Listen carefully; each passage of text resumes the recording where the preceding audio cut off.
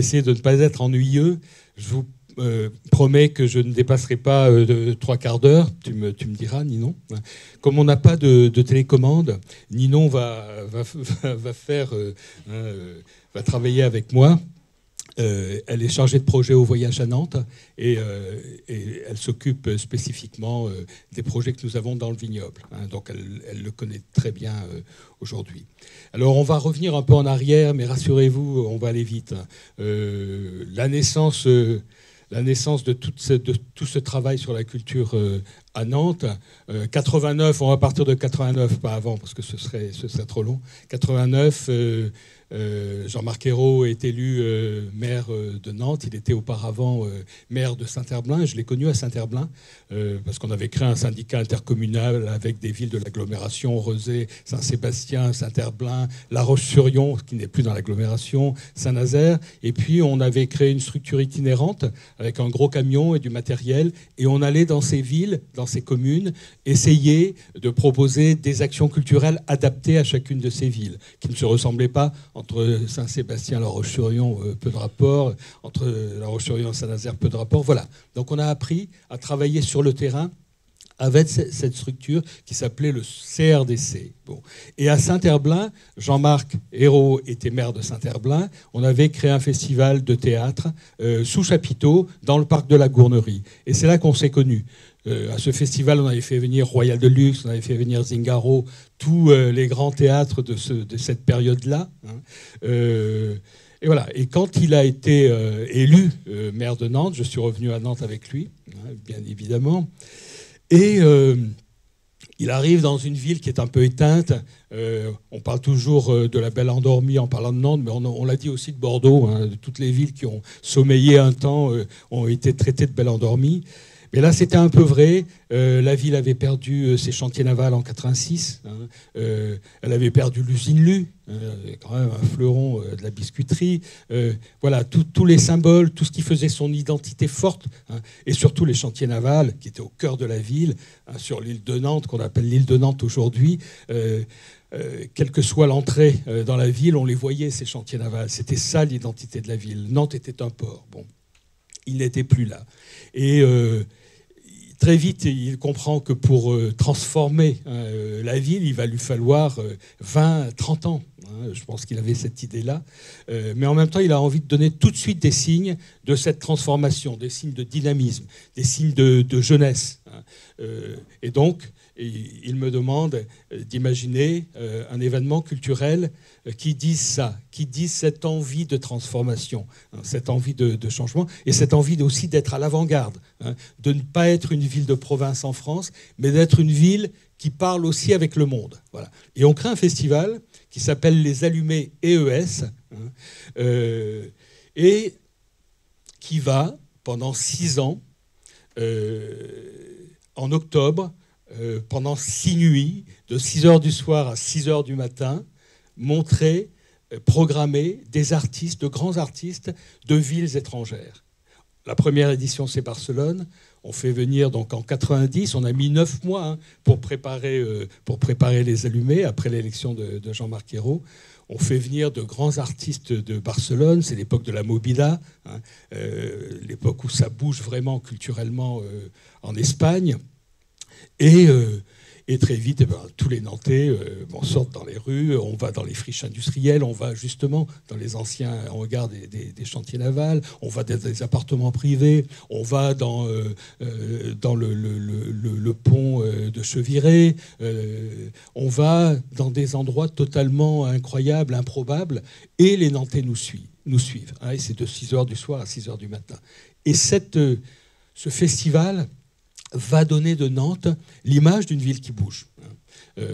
On est accompagné par des grands médias, par Le Monde, par Télérama, mais aussi par Canal+, c'est la naissance de Canal+, la télévision Tendance. Bon, voilà. Donc on est porté par ça et assez rapidement reconnu comme une ville culturelle, le début d'une ville culturelle. Donc les Allumés, ça a été important. Dans le même temps, on fait venir Royal de Luxe.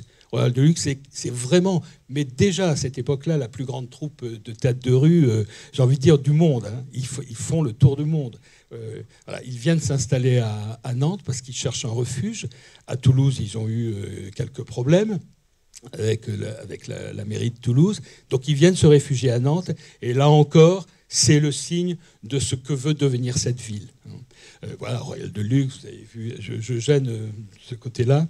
Vous avez vu les spectacles, certains de ces spectacles, ça ce sont les géants, mais on a eu aussi au début, je crois que c'était 90, des spectacles vraiment iconoclastes, très dérangeants, très perturbants, comme la véritable histoire de France. La véritable histoire de France, le spectacle se terminait avec Jeanne d'Arc à la broche sur le parvis de la cathédrale. Bon, ça bougeait, c'était vraiment très perturbant, bien évidemment. Bon, après Royal de Luxe, voilà. Donc pendant 6 ans, on fait les allumés avec Barcelone, Saint-Pétersbourg. On allait chercher aussi des villes où il se passait quelque chose, vraiment de très fort. Et quand on a fait Saint-Pétersbourg, en fait, on a commencé avec Leningrad, c'était 92, je crois. Ça s'appelait encore Leningrad. Et là, l'URSS était en train de basculer. Et pendant qu'on préparait la manifestation, on a changé l'affiche, on a rayé Leningrad et on a écrit Saint-Pétersbourg en dessous. Donc on allait aussi voir des villes où il se passait des moments historiques. On a raté Berlin. Bon, mais c'était après. Voilà. En même temps, bonsoir, en même temps qu'on faisait les allumés, on découvre l'usine Lu, la friche de l'usine Lu. C'était pour les allumés Le Caire, consacré au Caire. On avait fait un immense bazar dans ce lieu. Et avec mon équipe, on se dit que si un jour on s'arrête d'être nomade, si un jour on pose nos valises, il faudra que ce soit un lieu complètement fou, complètement ouvert, pas une maison de la culture à côté de la vie, à côté de la ville, mais vraiment un morceau de ville. Bon. Et on commence à penser au lieu unique. Alors le lieu unique, avec Patrick Bouchin, l'architecte, c'est surtout pas une maison de la culture qui ouvre ses portes à 7 h du soir et qui les ferme à 23 h après le spectacle. Non, c'est un lieu où on peut aller tout le temps, tous les jours de l'année. Elle est ouverte tous les jours de l'année, sauf le 1er mai. Et de 11 h du matin à parfois 6 h du matin. Pas toujours, évidemment. Bon, voilà.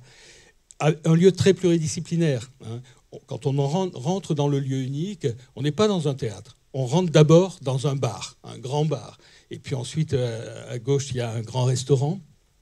Et puis une librairie à droite, parce que pour moi, le livre est très important. Il participe de l'équilibre de la culture d'un individu. C'est très fort, c'est très important. Et puis une salle d'exposition, une salle de spectacle convertible, mais aussi un hammam au sous-sol, et puis une crèche au dernier étage. Voilà, un lieu qui bouge et qui propose des choses extrêmement différentes, extrêmement diverses. Bon. Voilà, donc ça c'est le lieu unique qui va être aussi reconnu au niveau national. On l'a ouvert le 1er janvier 2000, en même temps qu'on fermait le grenier du siècle, puisque pour l'an 2000, Jean-Jacques Ayagon avait lancé toute une série de projets qui devaient marquer l'an 2000. Et nous, on avait proposé de faire venir des Nantais, de leur demander de venir apporter un objet qui aurait marqué leur vie ou celle de leurs parents, voire celle de leurs grands-parents, et de venir l'apporter. Et ensuite, ces objets, on en a eu quand même 13 000. Les gens faisaient la queue avec leur petit sac et l'objet à l'intérieur. On avait des greffiers qui prenaient des notes, qui notaient à qui appartenait l'objet, de quoi il s'agissait, et puis une petite phrase qui était donnée par les donateurs. Bon, voilà. Et ces objets, on les a enfermés dans des boîtes de conserve, dans des fûts. Ils sont encore dans ce mur du lieu unique. Le conseil municipal a voté, enfin pas à voter parce que s'est engagé à rouvrir le grenier du siècle un siècle après, en 2100. Bon. Et on donnait un petit ticket, un petit reçu à chacun des donateurs avec un numéro pour que les enfants les arrière-petits-enfants puissent retrouver cet objet et savoir ce que leur famille avait apporté là. Et là, on a des histoires incroyables, on a des secrets, on a des lettres d'amour, on a des dizaines de milliers, des milliers de livres, on a voilà, des vies. Hein. Ce sont des vies qui sont à l'intérieur de ce mur et qui un jour seront dévoilées. Donc ça, c'était le lieu unique. Ah ben voilà, le hammam, le bar. Oui, je suis allé un peu trop vite.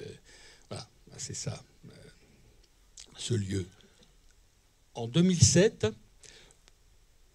on commence à changer un peu.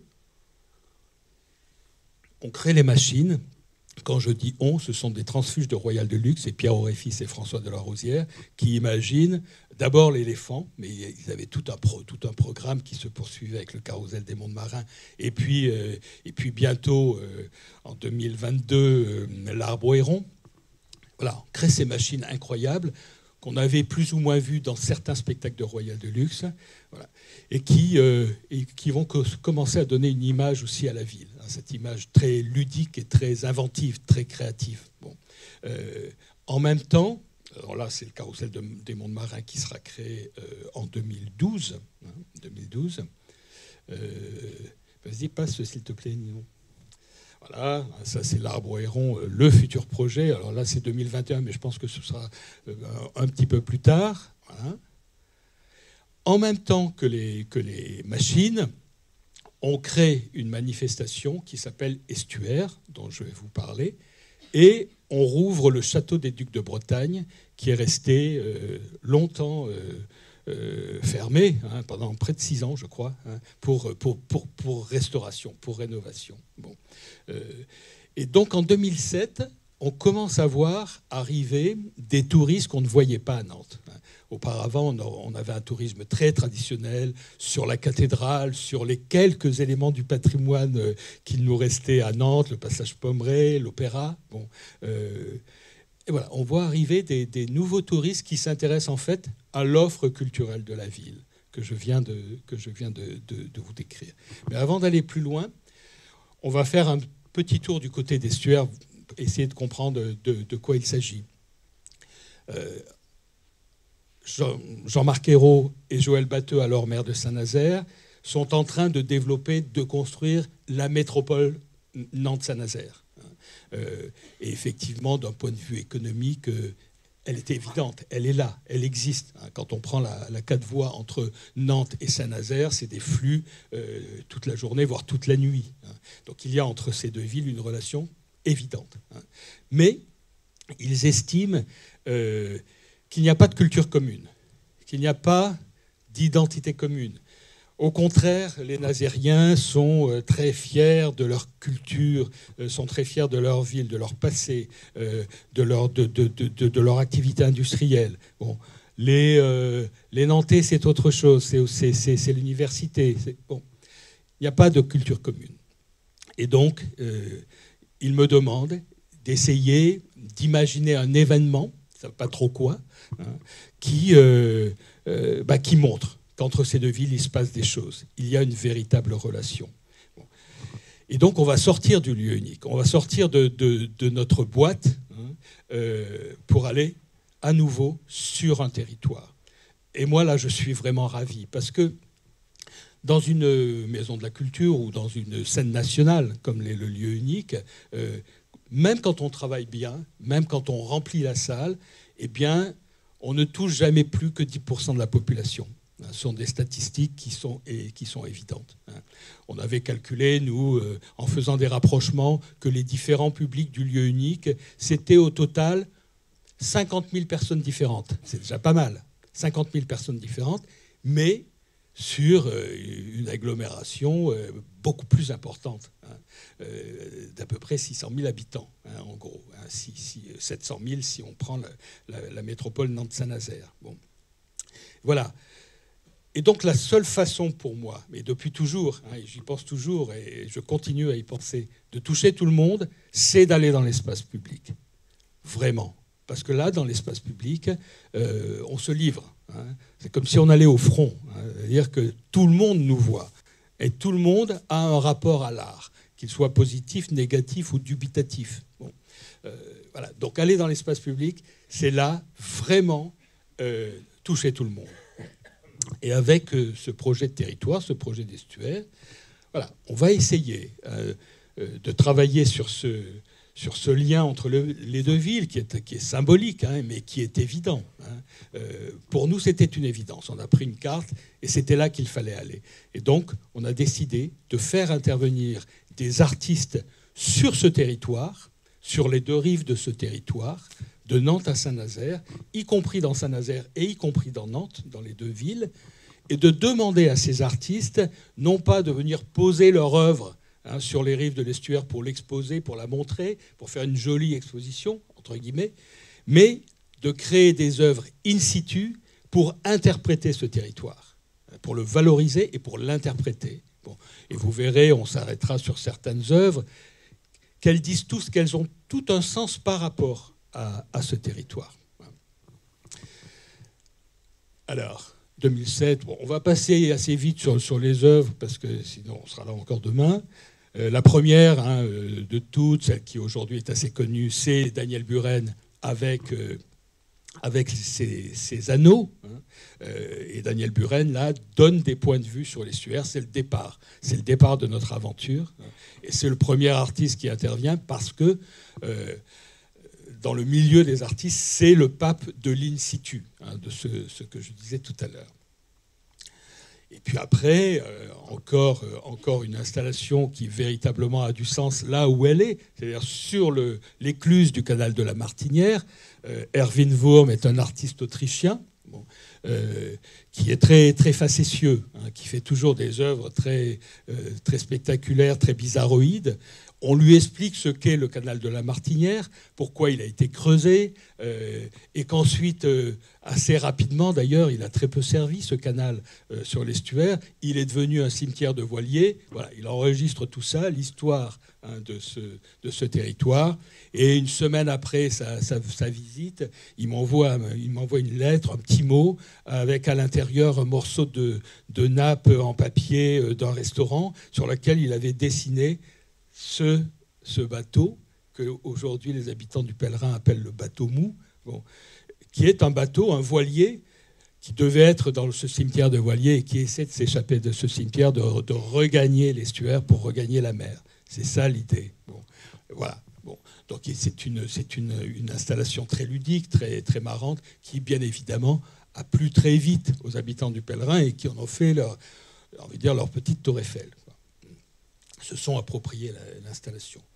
Ça, c'est une installation d'IEPN qui est très ludique aussi, puisque quand vous vous asseyez sur le banc, voilà, le jet sort du bassin. Auparavant, elle était dans la Loire, mais la Loire est trop violente pour supporter une œuvre aussi paisible. Donc elle est aujourd'hui au château du Pay, à Saint-Jean-de-Boiseau. Et elle a accueilli des centaines de milliers de fesses, je pense, facilement. Lavaux-sur-Loire, là encore, une œuvre très emblématique du travail qu'on voulait faire. Tadashi Kawamata, artiste japonais. Vous avez remarqué que ce sont des artistes qui viennent de loin, parce qu'on ne voulait pas faire venir des artistes qui aient le nez sur la vitre. On voulait faire venir des artistes qui prennent du recul par rapport à ce territoire, son histoire, et qui n'aient pas de lien affectif avec ce territoire, qui est une vision objective. Donc Tadashi Kawamata, artiste japonais, on lui raconte l'histoire de Lavaux. Quand l'estuaire de la Loire était un delta, Lavaux-sur-Loire avait sa Loire. Et puis petit à petit, l'estuaire s'est réduit par les interventions humaines et naturelles. Et Lavaux a perdu sa Loire. Bon. Et donc Tadashi, lui, va s'attacher à restituer la Loire à Lavaux-sur-Loire, à ce petit port. Bon. Donc dans un premier temps, on va construire ce belvédère qui permet de voir la Loire. Et ensuite, on va réaliser le platelage. Il y a peut-être une autre image. Non. Après, non. Non, pas du tout. Donc en fait, un platelage qui fait plus d'1 kilomètre, qui est sur les marais. Donc on passe dans les roselières, c'est absolument magnifique. Je vous conseille d'aller faire la balade. Voilà, qui chemine dans les roselières pendant... c'est une balade qui fait à peu près 3/4 d'heure. Bon. Et donc, voilà, qui restitue la Loire aux habitants de Lavaux. Là encore, les habitants se sont appropriés cette installation, hein, pour eux très forte. Ça, c'est le jardin étoilé de Kinya-Maruyama. On voulait avoir des belvédères sur la Loire à cet endroit-là, à Paimboeuf. C'est très beau aussi. Et on a tout l'estuaire. C'est-à-dire qu'on a à la fois des paysages lointains, et puis juste en face, on a la raffinerie Total. Bon, parce que l'estuaire, c'est ça aussi. C'est pas seulement de belles images. C'est aussi cette industrie très, très puissante, très violente. À Saint-Nazaire, on a demandé à Felice Varini de montrer le port, de nous montrer le port. Et donc, il a imaginé cette suite de triangles. Quand on pénètre dans le port, on ne comprend pas très bien ce qui se passe. On voit ces triangles, et puis sur d'autres plans ailleurs, ces autres triangles.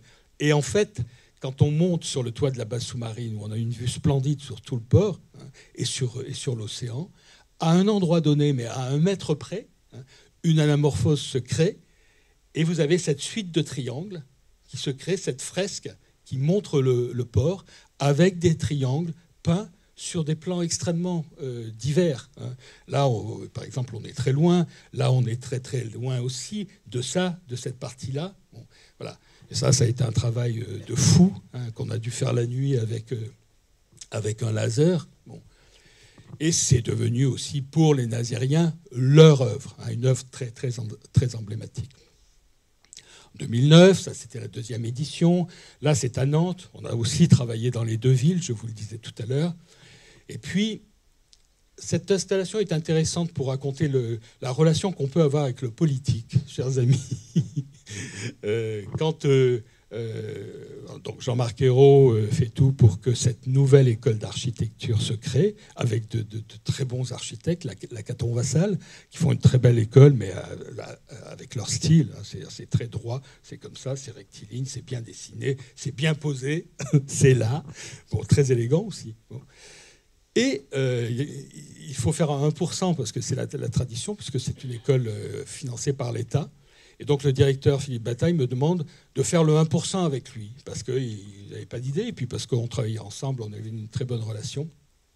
Alors, évidemment, comme chaque fois, on essaie avec mon équipe de chercher les artistes qui vont pouvoir répondre à l'équation posée, en quelque sorte. Hein.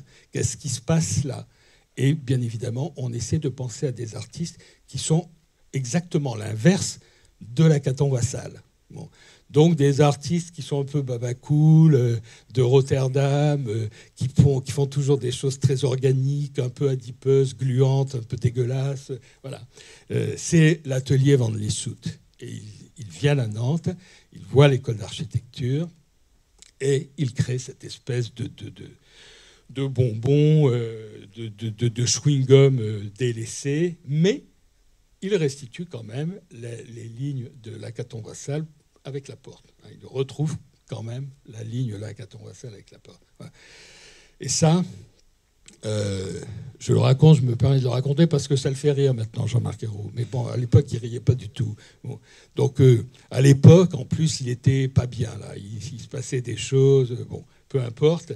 Et on avait beaucoup de mal à le voir parce qu'il était maire de Nantes, député, président du groupe PS, etc. Bon.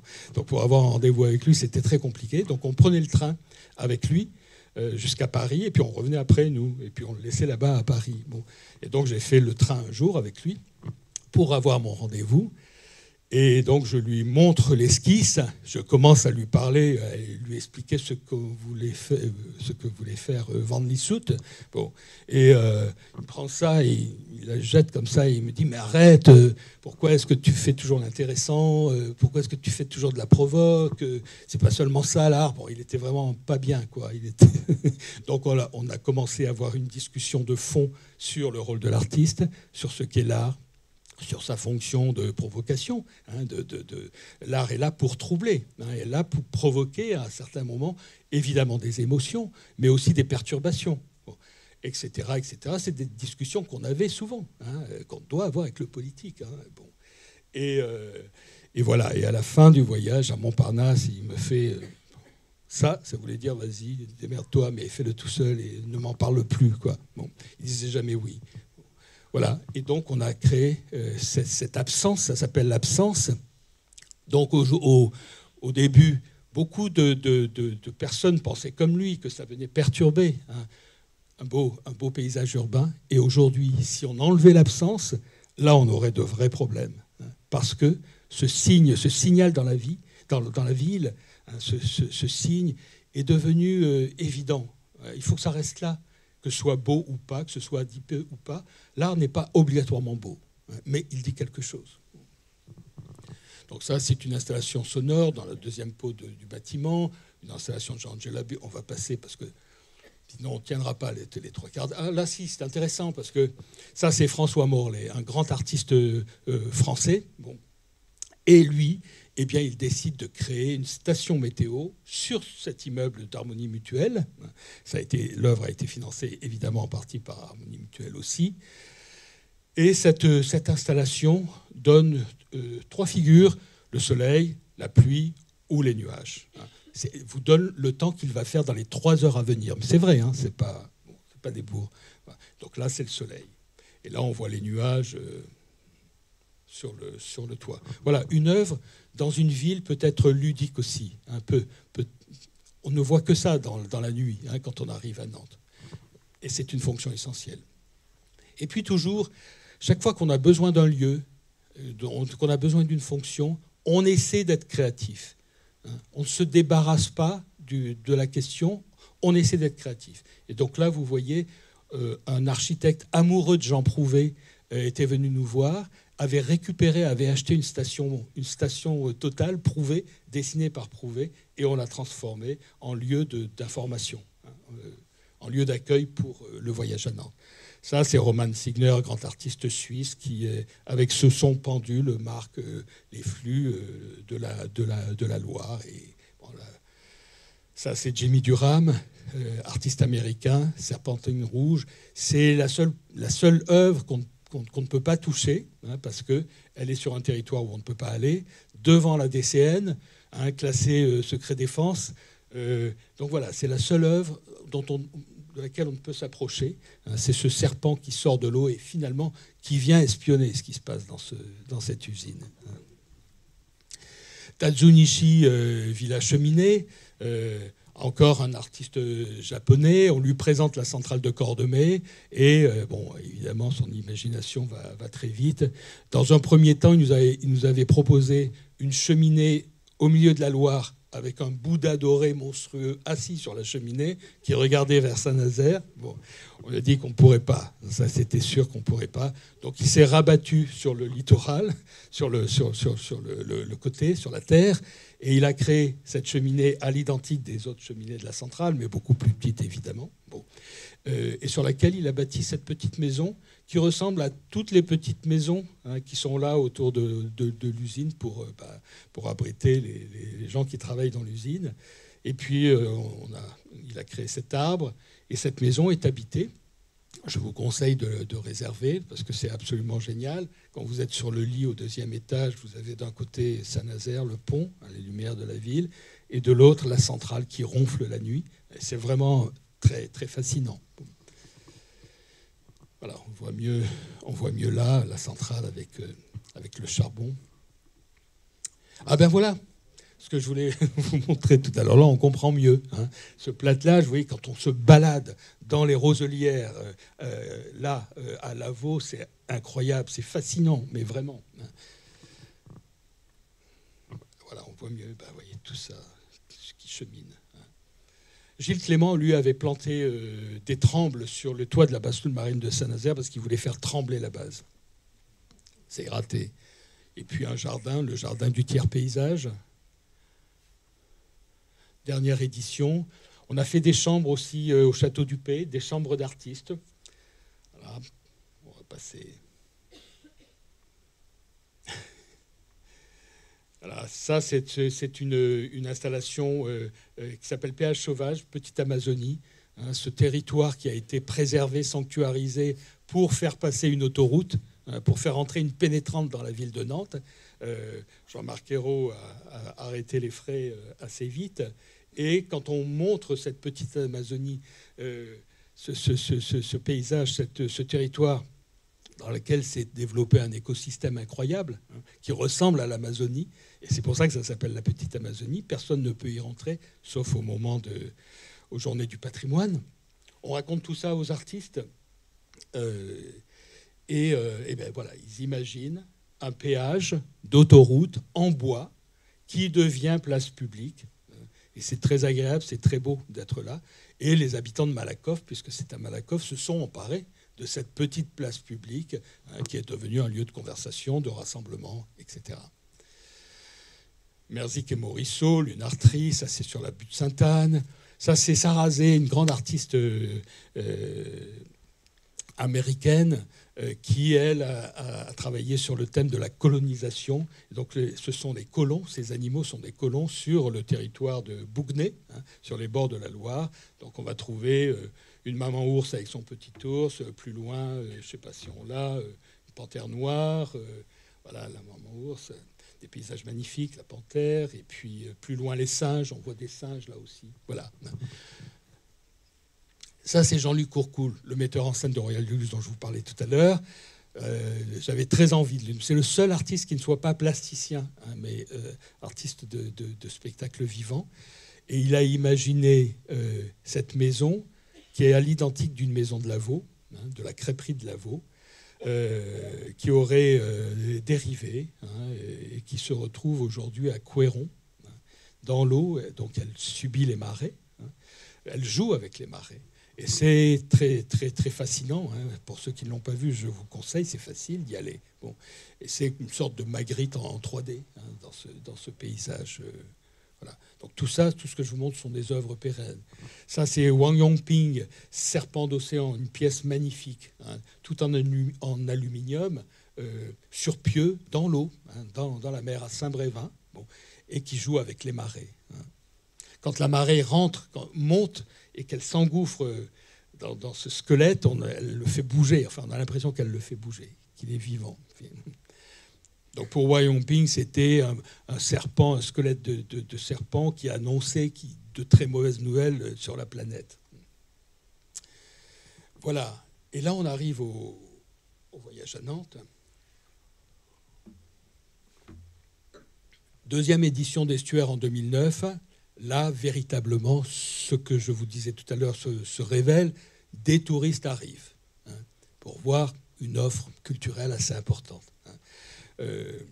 Et ils me demandent de commencer à imaginer, à penser une structure qui allie à la fois des grands sites culturels, mais aussi le tourisme, pour développer le tourisme culturel, le tourisme d'agrément à Nantes. Qui n'existait pas beaucoup, ou très peu. Hein. Le tourisme à Nantes, c'était surtout le tourisme d'affaires, hein, grâce à la Cité des Congrès, au parc exposition, etc. Bon. Voilà, il me demande de penser à cette structure. Et en 2010, on la crée, c'est-à-dire on fait le rapprochement entre le château, les machines, le mémorial de l'abolition de l'esclavage, la collection Estuaire, puisque ce que je vous ai montré, ce sont des œuvres pérennes qui forment une collection que nous entretenons. Bon. Les cryptes de la cathédrale et le tourisme. Et ça, c'est vraiment une première en France. Une telle structure n'existait pas. Bon. On l'a créée à Nantes. Ça a été un peu compliqué au début, mais bon, on a mis à peu près une année pour faire l'harmonisation sociale, parce que c'était des structures qui n'avaient pas les mêmes conventions collectives, qui avaient des personnels d'origine très différentes, hein, entre le personnel municipal du château, les saltimbanques de Royal de Luxe, les intellos d'Estuaire. Bon, des cultures très très différentes, hein, et qu'il fallait essayer d'harmoniser, de faire travailler ensemble, de créer une entreprise avec une culture commune, pour le coup, là, vraiment. Hein. Je crois qu'on a réussi, n'est-ce pas, Michel? Je crois. Hein. Bon.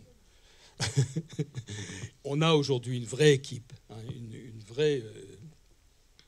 avec une vraie culture d'entreprise. Hein, on travaille tous pour le même but, qui est faire venir du tourisme d'agrément, du tourisme culturel à Nantes, avec une offre qui s'appuie sur le socle culturel de la ville, sur tout ce qu'on a créé pendant toutes ces années, hein, tous les lieux, tous les musées, hein, mais aussi des installations dans l'espace public. Et c'est ce qui fait notre singularité, si je puis dire. Hein. Des installations artistiques, mais aussi des installations ludiques. Hein. Et vous allez le voir, on va balayer quelques installations du voyage à Nantes. On travaille maintenant beaucoup avec des entreprises privées. Là, en l'occurrence, il s'agit d'un promoteur, ADI, qui a été notre partenaire sur Estuaire. Et quand il a dû recréer son siège à partir d'une usine, il nous a appelés pour que nous fassions son 1%, son 1% privé en quelque sorte. Bon. Et voilà. Et on a fait venir Lilian Bourgeat, qui a travaillé sur l'outil de prédilection de cet entrepreneur, c'est-à-dire le mètre à ruban, hein, et qui a créé ce mètre à ruban géant, hein, qui part dans tous les sens, qui va sur tous les murs, comme si un enfant s'était amusé à le dérouler et à le plaquer un peu partout au sol et sur les murs. Bon. Vincent Mauger, résolution des forces en présence, ça c'est sur l'estuaire. Bon. Kinya Maruyama, qu'on avait vu tout à l'heure à Paimboeuf, vous vous souvenez, pour les belvédères. Et quand on avait fait l'œuvre de Paimboeuf, c'est intéressant à raconter aussi, pour voir comment ça se déroule, toute cette histoire. Hein. À Paimboeuf, les espaces verts, c'était une personne. Bon, bah, évidemment, c'est difficile de réaliser ce jardin avec une seule personne. On avait fait venir le service des espaces verts de Nantes, avec évidemment l'accord de Nantes. Bon. Et il s'était passé toute une histoire. Et quand le service des espaces verts de Nantes a dû réaliser cet espace de jeu pour enfants, qui est en face du château, hein, pas très loin du miroir d'eau, pardon, eh bien, ils ont pensé à Kinya, avec qui ils avaient sympathisé, etc. Et plutôt que de faire un espace de jeu sur catalogue, avec des tubulures, comme on en voit partout, bon, ils ont pensé à un artiste. Hein. Voilà. Et c'est un artiste, donc, qui a fait ce dragon, hein, dans lequel les gosses, évidemment, se baladent, qui crachent de la vapeur d'eau, quelque chose de très singulier et d'unique. Et c'est comme ça que, petit à petit, on va faire l'identité de la ville. On a commencé à le faire et on le fait de plus en plus. Voilà. On a des objets qui sont incroyables, qui sont bizarres, bon, mais qui, en même temps, sont réjouissants. Et c'est devenu véritablement l'identité de Nantes, avec toute sa créativité. Là, par exemple, c'est le Fêteball. Voilà, on présente aux architectes Barré-Lambeau ce terrain courbe, hein, puisque c'est la poupe de Feydeau. Hein, et on leur dit, faites quelque chose là. Et bien, ils proposent d'en faire un terrain de football courbe. Donc là, il y a un côté qui est plus court que l'autre côté. Quand vous jouez de ce côté, vous êtes un peu quand même pénalisé. Bon. Et là encore, un système d'anamorphose, hein, ce totem très beau, hein, ce miroir, qui restitue, vous le voyez à peu près là, les limites normales, hein, d'un terrain de football. Bon. Voilà. Donc c'est à la fois une installation artistique et en même temps, ça joue tout le temps sur ce terrain de foot qui est en plein centre de la ville. On est dans l'hyper-urbain. Hein. Il y a le tramway qui passe là. Donc on a demandé à la Sémitane si on pouvait faire ça. Et puis il nous a dit, il n'y a pas de problème. De toute façon, le ballon ne gênera jamais le tramway. Donc de temps en temps, le ballon va sur le tramway. Mais c'est pas grave. Bon. Et puis voilà, les bagnoles autour, les avions qui passent au-dessus. On est vraiment dans une image d'Épinal d'un livre d'école, quoi, quand on montre la ville. Bon. Voilà, et puis on fait aussi des terrasses de café avec des artistes. Hein. Des patrons de bars, de brasseries privées nous demandent des artistes, des designers pour faire leurs terrasses. Encore une, ça c'est la Canadienne qui est devant le 1, qui appartient à Yannick Curti, avec qui on travaille beaucoup. Voilà. Ping Pong Park, encore un playground un peu particulier. Voilà. Bizarre. Mais ça joue. Voilà. Le mémorial de l'abolition de l'esclavage dont je parlais tout à l'heure, de Christophe Wodiczko. On essaie d'aller plus loin encore, de pénétrer encore plus dans la ville. Au début, quand on a commencé, les acteurs touristiques de la ville, les commerces, les hôtels, ils ne croyaient pas trop à ce qu'on allait faire. Hein, ils doutaient un peu. Bon. Et puis, petit à petit, ils s'y sont mis aussi. Et aujourd'hui, on fait pour eux des enseignes. Hein. Pour certaines boutiques de la ville, on fait travailler des artistes, des graphistes sur des enseignes qui, bien évidemment, sont très particulières. Là, je peux vous montrer l'enseigne du boucher. Voilà. Donc là, de ce côté-là, c'est le boucher. Hein. Je ne sais plus le nom de la rue, enfin, peu importe. Et de ce côté-là, c'est un magasin de skate. Bon. Donc d'un côté, c'est steak et de l'autre côté, c'est skate. Bon, voilà. L'histoire. Bon. Donc on crée aussi des récits dans la ville. On crée aussi des histoires hein, qui n'appartiennent qu'à Nantes. Hein. Cette enseigne-là, on la retrouvera nulle part ailleurs. Bon. L'arbre à basket, qui devait être, c'est un playground également, qui devait être éphémère et qu'on a dû finalement pérenniser parce qu'il avait tellement bien sa place là qu'on ne pouvait pas l'enlever. Voilà. Voilà comment une installation née de l'imagination, de la créativité d'une personne prend sa place dans une ville. Et c'est très joué. Des trois architectes, on va marcher sur la Lune. Voilà, donc ça c'est la Terre, ça c'est la Lune, et les enfants sont de cœur joie. Et puis sur la place du Bouffay, enfin entre autres, chaque année, des installations monumentales, incroyables, très particulières. Bon, la bâtisse de Bonbourg, sur cette place qui est envahie par les cafés, hein, par les terrasses de café, eh bien, il a décidé de faire une œuvre avec les terrasses de café. Donc là, on a mobilisé tous les patrons des bars, parce qu'il fallait bien. Hein. Bon, on a changé toutes leurs chaises, bon, et voilà, les chaises de chaque terrasse de café s'envolaient hein, dans cette espèce de structure de fête foraine. Bon.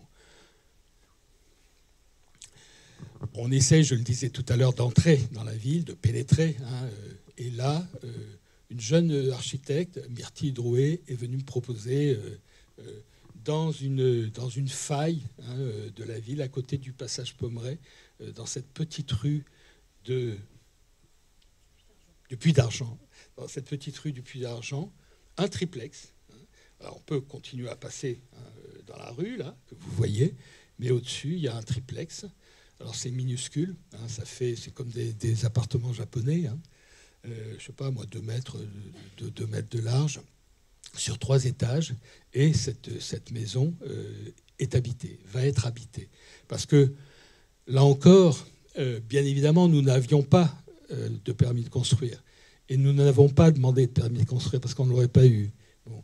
Donc en fait, on a demandé une autorisation temporaire, une AOT, bon, qu'on renouvelle tous les ans, qu'on va renouveler tous les ans, puisque c'était l'année dernière. Donc on l'a laissé, et puis maintenant on va l'habiter toute l'année. Parce que les commerçants de la rue de la Fosse veulent tous qu'on laisse la maison, qu'on n'y touche pas. Parce que tout d'un coup, ça a transformé leur rue.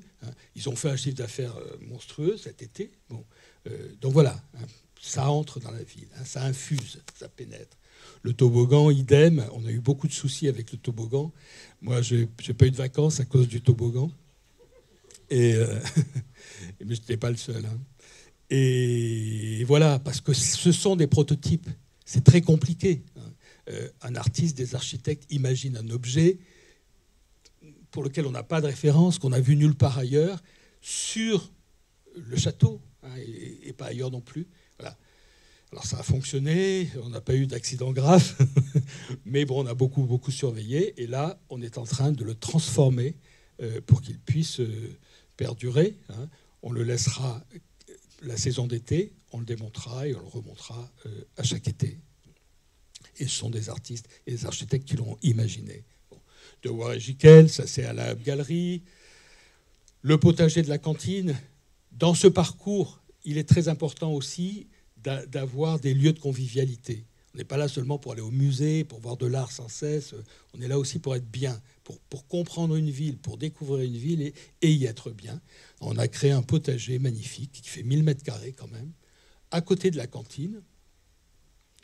Donc on ne va pas voir, on voit plus loin la cantine, c'est pas grave. Voilà, la cantine. Ouais. Donc vous voyez ce lieu très très très populaire. On sert des milliers de couverts par jour en été. Bon. On a voulu aussi qu'il soit très beau. Hein. C'est-à-dire que même sur ces lieux de convivialité où beaucoup, beaucoup de monde passe, des milliers de personnes par jour, on veut que ce soit de grande qualité, avec un mobilier dessiné par des designers madrilènes, avec un graphisme superbe pour la signalétique. C'est Appelle-moi Papa, qui est un collectif nantais qui l'a réalisé. Voilà. C'est un très beau lieu avec un très beau paysage sur le bord de la Loire, qui revient donc tous les ans au moment du voyage. Et puis on est sorti de la ville et on a commencé à aller sur Loire-Amont, où là on a créé une guinguette à Mauves qui marche très bien et qu'on démonte et qu'on remonte chaque année. Ça, c'est la Sablière à Sainte-Luce-sur-Loire. On va poursuivre l'aménagement cet été à Sainte-Luce. Voilà. Et après, on va parler un peu du vignoble. Voilà. Donc là, on vous donne des dates. Nantes faites le voyage du 30 juin au 26 août 2018. Allez, on continue. Le voyage dans le vignoble. Alors qu'est-ce qu'on vient faire ici, en fait? Dès le début, quand on a commencé à imaginer l'offre que nous allions proposer aux touristes, parce que nous travaillons pour les touristes, en sachant que si les Nantais et les habitants du territoire sur lequel on travaille ne sont pas avec nous, ça ne marchera pas. Et ça ne marchera pas non plus auprès des touristes. Mais notre objectif, c'est faire venir des touristes. Il ne faut pas qu'on l'oublie. Donc pour nous, le vignoble, le vin, était véritablement une marque nantaise. C'était ça aussi Nantes. Et donc il fallait travailler sur cette question-là et sur la question du vignoble. Et on a décidé d'imaginer dans ce vignoble un parcours qui irait de Nantes à Clisson et qui montrerait des paysages extraordinaires et parfois des objets, des installations permettant de voir ces paysages ou de se balader qui soient aussi extraordinaires. Donc Ninon, on peut passer ça. On a 12 étapes aujourd'hui que nous proposons dans un plan guide que vous avez sur la table là-bas aussi, si vous ne l'avez déjà eu. Voilà. Ces étapes, vous les faites ou vous ne les faites pas. Évidemment, il n'y a pas d'obligation. Et ça va de Nantes à Clisson. Alors, je sais pas, on précise toutes les étapes, Ninon, parce que là, je ne vois rien du tout. Après. Voilà. Donc ça, c'est Vertou. À Vertou, on fait maintenant chaque année, en juillet, ce qu'on appelle le champ des producteurs. En fait, un marché des producteurs de notre région, qui est très beau, dans un très beau site, qui marche très bien. Voilà. Je ne sais plus où on est là. On est dans le passage Pommeret. Dîner secret, oui, on fait des dîners. La gastronomie, c'est très important aussi. Donc on crée des dîners secrets dans des lieux très beaux. Donc certains dans le vignoble. Voilà. Continue. Voilà. Donc à Vertou, d'abord on a revu la maison du tourisme qu'on a implantée à la Chaussée des Moines. Et puis on a très vite repéré le château de la Frémoire où, avec les responsables du vignoble, on a imaginé que ça pouvait être la porte d'entrée du vignoble, là, à Vertou. Et donc, on s'est mis dans la tête de commencer à transformer le château de la Frémoire pour qu'il puisse accueillir du public. Aujourd'hui, ça reste un lieu professionnel, essentiellement professionnel. Et dès l'année dernière, on a commencé à accueillir du public, c'est-à-dire qu'on a aménagé le parc du château. Mais ça, on le voit après. On le verra après. Ensuite, Château-Thébault, Pont-Caffino. Quand on est arrivé la première fois à Château-Thébault, quand on a vu la mairie, la petite mairie, bon, qui ne paye pas de mine, on peut le dire, et ce couloir qui longe la mairie, on le prend, et tout d'un coup, bang, on est dans un paysage qui vous explose à la figure, c'est évident. Bon, quelque chose se passe là, avec cette carrière, avec ce paysage, avec l'eau en bas, cette rivière. Bon. Et très vite, on s'est dit, il faut que là, on crée un point de vue très fort, vertigineux, qui excite, qui donne envie d'aller là. Bon. Donc en fait, quand on imagine le belvédère de Château-Thébault que vous verrez tout à l'heure, c'est pas parce qu'on a envie de faire un belvédère avec Emmanuel Ried, c'est pas ça. C'est que on sait qu'on peut créer là de l'attractivité qui va faire venir du monde dans le vignoble, qui va faire acheter du vin, qui va faire découvrir ses paysages, qui va faire parler du vignoble. C'est ça l'idée. Hein. Saint-Fiac-sur-Marne, le château du coin, donc là, avec la propriétaire du château, on a mis en place des pauses gourmandes. La haie Foissière, qu'on a commencé à aménager avec, évidemment, la municipalité, un aménagement de mobilier. Et là, cette année, on va ensemble aussi, on ne peut pas le dire, elle vient de me dire chut, bon, le Palais, musée du vignoble, Gorges, le moulin à papier du Livau, donc on est chez vous, chez certains d'entre vous, où là, encore, on découvre ce lieu magique, cet endroit magnifique, et on se dit, il faut absolument qu'on puisse traverser là, entre ici et l'autre rive. Et très vite, là encore, c'était la question de comment on fait pour aller de l'autre côté, point. On pense à un pont. Et à Prague, j'ai rencontré un architecte qui s'appelle Martin Rajnis, qui a déjà fait un petit pont transborder en bois. Donc on l'appelle, on lui demande de commencer à réfléchir, à travailler. Et puis, vous le verrez tout à l'heure, on a une esquisse à vous montrer. Bon. Clisson et la Garenne-le-Maux. Clisson, c'est l'aboutissement, cette perle que peu de gens connaissent finalement, à part les fans du Hellfest. Là. Bon. Et alors que je pense que ça a une valeur vraiment internationale, Clisson. Bon, voilà, donc là, on va renouer aussi avec l'art contemporain dans le parc du château, dans le parc de la Garenne-le-Maux. La butte de la Roche, là encore, un paysage, il n'y a rien à faire. On ne va pas mettre de l'art partout non plus. À certains endroits, ce n'est pas nécessaire. Là, c'est tellement beau qu'il n'y a rien à faire, sauf en bas, travailler sur le pont, là, très dangereux, sur le parking, où est-ce qu'on se met, où est-ce qu'on passe. Voilà. Donc ce sera plutôt un aménagement qui reviendra au département pour aller à cet endroit-là magnifique, où on a fait d'ailleurs un dîner secret. Le château de Goulaine, Valette, pour l'instant, on a envie d'y aller, on n'a pas encore de propositions. Idem pour Divat-sur-Loire. Voilà, donc on revient sur les 3 projets importants qu'on voudrait vraiment faire surgir en 2019. Pour nous, 2019, si tout se passe bien, mais je pense que tout se passera bien, on devrait avoir 3 projets visibles, forts, qui créent vraiment de l'attractivité et qui créent de la communication. Parce que c'est ça aussi, faire du tourisme, c'est faire de la communication. Mais à partir, encore faut-il, qu'on ait à communiquer des objets singuliers. Donc, Vertou, château de la Frémoire, on l'aménage, ça a très bien marché. Dès la première année, on a fait venir un restaurateur qui faisait des fruits de mer, du homard, des huîtres, et puis des aménagements, mais qu'on ne voit pas dans le parc magnifique. Et puis voilà, ce bac à chêne, tout simple, enfin tout simple, bon, c'est pas tout à fait simple, pour traverser la Sèvre, bon, qui est à la fois évidemment un moyen de traverser, parce que sinon on est obligé de venir en voiture à la Frémoire. Alors que là, de la chaussée des Moines, en suivant la rive jusqu'à l'hippodrome, on y est. Et c'est superbe. Bon. Donc ce bac à chêne, il appartient maintenant à cet endroit. Et là, pour l'instant, il dort sous un pont à Nantes. Et on va le rapporter, le faire revenir au printemps. Je ne sais plus exactement les dates.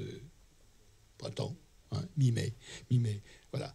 Et puis, petit à petit, on aménage le parc. Et en 2019, j'espère qu'on aura aussi aménagé. Quand je dis on, c'est nous tous. C'est pas que l'équipe du voyage à Nantes. Bon, aménager l'intérieur avec une immense vinothèque, très belle vinothèque, qu'on confiera à des designers pour présenter le muscadet, pour présenter le vin de Nantes. Gorges, idem. Donc j'espère qu'on y arrivera. Je crois qu'on y arrivera en 2019. Tu peux montrer une image, peut-être ? Ça, c'est les installations qu'a fait Martin Rajnis ailleurs. C'est un architecte qui travaille avec le bois. Bon. Et la proposition, l'esquisse qu'il a fait pour Gorges, c'est ça.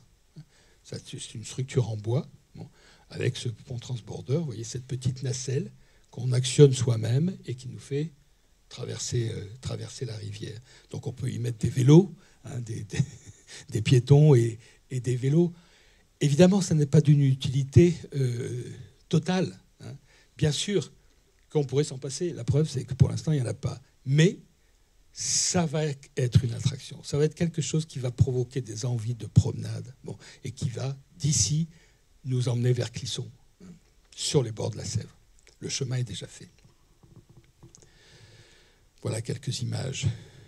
À Château-Thébault, au-dessus, hein, de Pont-Caffino, Emmanuel Ries, qui est un architecte qui a déjà travaillé sur des belvédères à la montagne, hein, dans les Alpes. C'est pour ça qu'on a fait appel à lui. Voilà, on a quelques exemples des réalisations, de ces réalisations. Voilà ce dont je vous parlais tout à l'heure, ce couloir. Hein. On s'attend à ce que sur la droite, là, il y ait des toilettes, mais non, ça va sur... Bon. Et tout ça va être aménagé, hein. À partir de cette entrée, on va essayer de ménager ce goulot, là. C'est-à-dire qu'on ne sait pas où on va et tout d'un coup, bing. Hein, voilà. Donc ça, c'est de l'acier Corten. C'est cet acier qui rouille et qui, petit à petit, va ressembler à la falaise en face. Et voilà, il fait combien de mètres dans le vide ? 25 mètres. 25 mètres dans le vide. Et au bout, une transparence, un sol transparent, évidemment, pour créer le vertige. Voilà, on est au-dessus du vide, mais dans un paysage fabuleux. Et puis, on voit toute la géologie du vignoble en face. Voilà. Bon. Eh bien, on y est. Hein. Voilà. Donc, on peut discuter si vous voulez maintenant.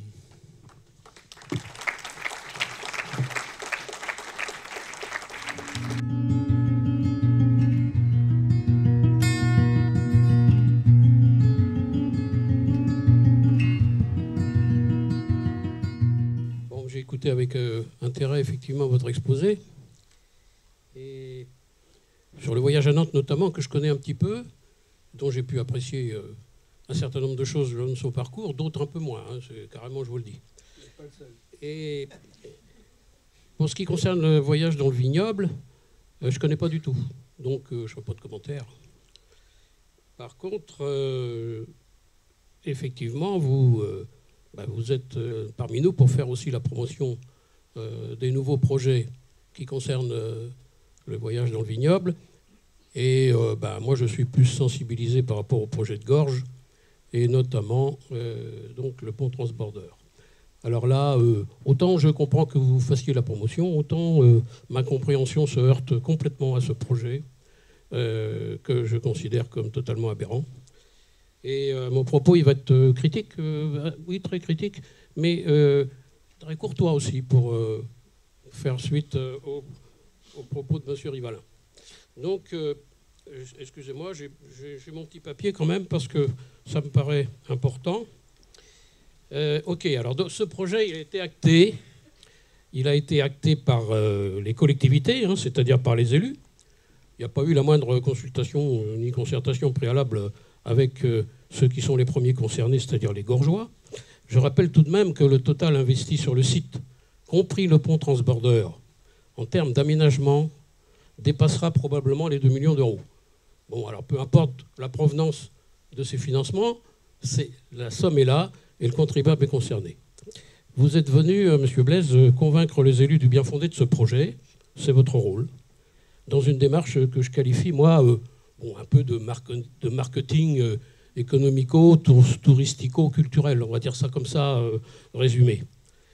Les élus vous ont suivi, plutôt que de répondre à un réel besoin local de proximité, en l'occurrence un franchissement fiable, permanent, utilitaire, sécurisé de la rivière, avec des accès, des sentiers de balade dans l'environnement du site, les aménagements qui auraient dû être réalisés depuis longtemps d'ailleurs, depuis longtemps déjà, permettant à tout un chacun, les randonneurs, les promeneurs, les familles, les pêcheurs, de s'approprier, ou plutôt de se réapproprier cet espace de cette belle vallée de la Sèvre dont les Gorgeois sont privés depuis des décennies. Mes convictions, rejoignant celles de beaucoup d'administrés, sont en totale opposition avec un propos tenu par M. le maire de Gorges dans la séance du conseil municipal du 3 juillet 2017. J'ouvre les guillemets. Le pont transborder est fait pour attirer du monde. Alors, ce que vous avez dit, d'ailleurs, des entités économiques. Nous avons un exemple en Vendée avec le parc d'attractions Auglis Park. Alors là, on y est. La messe est dite. On privilégie l'aspect folklorique au détriment du pratique. Pour nous, la Sèvre que l'on aime, ça n'est pas ça. Et elle ne mérite pas d'être assimilée à un support d'attraction. Soit dit en passant, la Vendée a des parcs d'attractions, c'est vrai.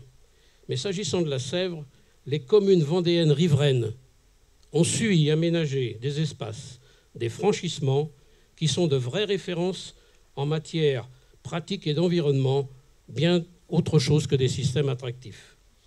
À l'évidence, le projet est intimement lié aussi à l'objectif d'augmenter la fréquentation des arts graphiques implantés dans le moulin.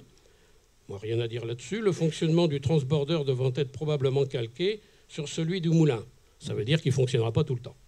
On imagine que s'il n'y avait pas eu réhabilitation de l'ensemble de ces bâtiments, le projet n'aurait sans doute pas vu le jour. Je précise que la réhabilitation en question, je l'apprécie énormément. Avec d'autres Gorgeois qui se sentent interpellés, j'entends m'exprimer à mon niveau, avec mes petites compétences, sur les aspects environnementaux, techniques, utilitaires, fonctionnels, financiers de ce projet, dont je considère qu'il est contre nature, dans un site qu'il faut préserver, tout en le mettant à la disposition de la population. Bon, vous l'aurez compris, M. Blaise, nous ne sommes pas du tout dans les mêmes approches. Entre votre volonté d'attirer le tourisme par l'attractivité, mot que vous avez prononcé, bien sûr, et notre aspiration à un environnement valorisé, protégé, accessible à tous. Merci de m'avoir écouté. Je ne sais pas si on n'est pas sur la même longueur d'onde, mais c'est pas mon job. Moi, mon travail, c'est, sur un territoire donné, de venir faire des propositions qui, me semble-t-il, pourront créer effectivement de l'attractivité. Alors on peut aussi repousser ça, et dire, voilà, mêler l'art au tourisme, donc à l'économie, parce que le tourisme, c'est une économie, c'est à part entière et très importante, et qui va être de plus en plus importante dans les années à venir. C'est pas possible. Moi, je pense que oui, d'autant que je viens de la culture. Tourisme, je ne savais pas ce que c'était. Quand on m'a fait cette proposition, je suis tombé un peu des nues. Voilà. Donc, on a fait appel, je crois, à mon imagination et à ma capacité à mener des projets à bien, à avoir envie de le faire et à les mener à bien. Après, c'est effectivement aux élus et aux administrés de décider.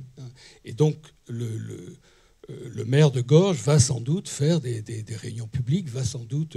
et moi, je serai toujours là. Si le maire me dit un jour, viens faire une réunion publique, comme ce soir, d'ailleurs, je viendrai, je serai là, je ferai mon job. Bon. Après, vous avez un jugement sur la qualité de ce qu'on propose. Bon.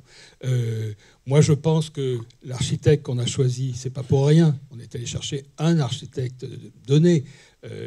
qui, à mon avis, peut faire un travail magnifique. Et cet ouvrage, cet objet, dans ce paysage, va être parfait, de mon point de vue. Et les appréciations sont toujours relatives. Bon, il faut accepter ça. Bon. Après, oui, on aurait pu faire un pont lambda, pourquoi pas. Mais ce n'est pas mon job. Je ne suis pas la DDE, je ne suis pas le département. Bon. Moi, c'est autre chose que je dois apporter. Bon. Et si on est allé là, c'est pas pour rien non plus, c'est parce qu'il y avait déjà la réhabilitation du moulin et du séchoir. Bon. Donc tout ça est cohérent. On n'a pas dit, tiens, on va faire ça là, comme ça. Non. On avait besoin de faire cette traversée pour qu'une promenade de Gorges à Clisson existe. Bon. On a proposé ça. Après, effectivement, j'ai envie de dire, c'est la démocratie qui joue. Mais moi, je comprends bien votre position. Elle ne me choque absolument pas. Vous faites votre travail de citoyen. Je ne sais pas, vous êtes peut-être élu aussi. Ouais. Et moi, je fais mon boulot et je le fais bien. C'est-à-dire que... Enfin, je le fais, quand je dis je le fais bien, c'est-à-dire que j'y crois. j'y crois, c'est-à-dire je suis sincère. Quand je dis cet ouvrage va être formidable dans ce lieu, je le crois. Ça ne veut pas dire que je ne me trompe pas, peut-être que je me trompe, j'espère que non quand même. Bon. Après, les financements, évidemment, ce sont des objets, des ouvrages qui coûtent de l'argent. Bon. Mais ils coûtent de l'argent parce qu'ils sont faits pour durer. Ce sont des ouvrages qui doivent être pérennes, qui doivent être solides, qui doivent tenir. Bon. Et ce sont pour moi des investissements. Vous savez, on a fait faire une étude sur le voyage à Nantes. L'événement voyage à Nantes sur juillet-août coûte à peu près chaque année 2,7 millions. 2,7 millions sur 2 mois. Bon. À cela, il faut être honnête et rajouter des charges de structure que je ne compte pas dans les 2,7 millions. Allez, on va dire c'est autour de 3,7 millions. 3,5 millions, on va dire. Bon. Et les études, l'enquête qui a été menée en 2015 et 2016 a montré que les retombées économiques en fonction des touristes qui étaient venus à Nantes, les touristes, c'est des gens qui passent au moins une nuit dans la ville, dans le site, les retombées économiques étaient de l'ordre de 50 millions d'euros. 50 millions d'euros. Bon. Depuis que le voyage à Nantes existe, l'événement, on va dire, depuis 2012, bon, on a fait progresser la taxe de séjour de 50%. Carrément 50%. C'est-à-dire qu'aujourd'hui, les mois de juillet et d'août, qui étaient les plus mauvais mois de l'année pour les hôtels, sont devenus les meilleurs mois avec juin. C'est-à-dire que le tourisme d'agrément, le tourisme culturel existe aujourd'hui à Nantes. Bon. Et il a en plus des retombées économiques. Bon. Mais moi, de toute façon, je ne perdrai jamais mon âme. C'est-à-dire que je ne me demanderai jamais qu'est-ce qu'on doit faire pour attirer les touristes. Je me demanderai toujours qu'est-ce qu'on doit faire pour que la chose soit juste, pour qu'elle aille avec ce territoire. C'est ça, pour moi, l'équation fondamentale. Bon. Et si en plus, ça crée du tourisme, ça crée une nouvelle économie, bah, tant mieux, je crois. Oui. Écoutez, sur la taxe à Nantes, moi je sais pourquoi elle a doublé. Il se trouve que je suis hébergeur, j'ai 7 gîtes en Sud-Loire. Or, il y a 2 ans, la taxe, elle a doublé. Elle est passée, en ce qui concerne mes gîtes, elle est passée de 0,85 à 1,30 €. Donc il est normal qu'elle ait... Non, mais je parlais du nombre de nuitées. Je ne parlais pas de la... Oui, enfin, effectivement, si effectivement les nuitées avaient autant cru, je ne vois pas pourquoi on a doublé la taxe. C'est qu'effectivement, il y avait un problème financier. Non, c'était pour doubler les rapports. Vu l'accroissement du volume, à mon avis, ça n'aurait pas dû être nécessaire de passer de 0,85 à 1,30. Bon, enfin, ceci dit... attendez 2 secondes, parce que la taxe de séjour, il suffit de la compter. Ce n'est pas une invention. Quand Nantes Métropole dit, voilà, on a augmenté la taxe de séjour, le nombre de nuitées de 50%, c'est vérifiable. Et encore, on n'a pas là-dedans Airbnb qu'on aura normalement dans un mois. Moi, je suis à Airbnb, je paye la taxe de séjour pour les séjours que j'ai à Airbnb. C'est bien. Oui, c'est normal, c'est logique. Voilà.